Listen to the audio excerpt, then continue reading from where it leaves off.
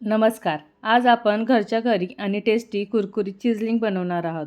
खूप सोपी रेसिपी आहे. चला सुरू करूया. सर्वात आधी एका पातेल्यामध्ये दूध घ्यायचे आहे. 2 वाट्या ह्यासाठी मी दूध घेतलेलं आहे.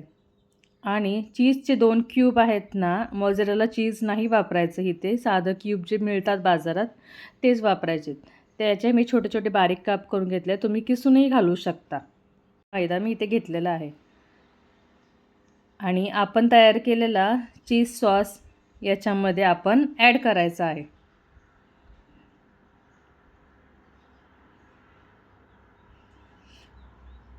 गरम गरम असे पाहू शकता तुम्ही चीज वितळले आहे एकदम.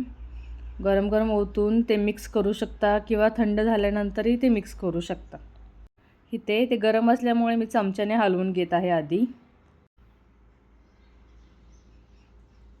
वरून छोटे छोटे बटरचे तुकडे घालून मी सगळे मिक्स करून घेणार आहे. पीठ छानपैकी मळून घ्या. छान मळून घेतल्यानंतर त्याला 10 मिनटं तरी बाजूला ठेवा. झाकून ठेवलं तर खूप छान ते अजून फुगते. आता पीठ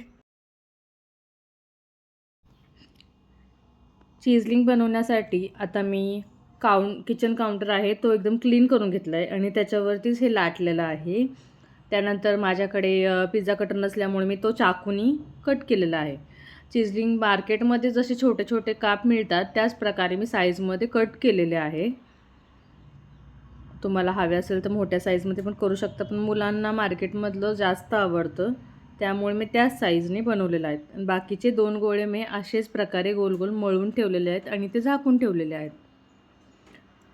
एक साईडला आपण गॅसवरती तेल तापायला ठेवायचं आहे. तेल एकदम कडक करायचं नाही.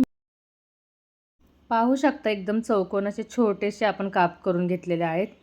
ते एका ताटामध्ये मी काढून घेत आहे.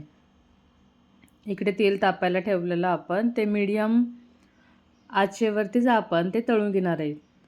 जर तुम्ही मैद्यामध्ये गहू मिक्स करता असेल तर चिजलिंग थोडेसे असे लालसर दिसतात आपल्याला. पण मार्केटमध्ये जे चीज भेटतात ते प्रॉपर असे मैद्याचेच असतात. त्याच्यामुळे मी मैद्याचाच इथे वापर केलेला आहे. गोल्डन असं कलर आलेला आहे इथे.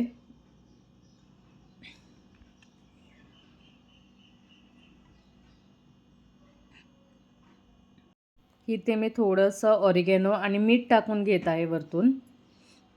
टेस्ट थोडी छान लागते यासाठी. पाहू शकता जसे मार्केटमध्ये चिजलिंग भेटतात तसेच त्या प्रकारेच हे तयार झालेले आहेत.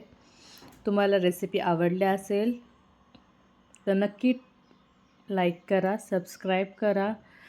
सबस्क्राईब करू शकता, ते फ्री असतं.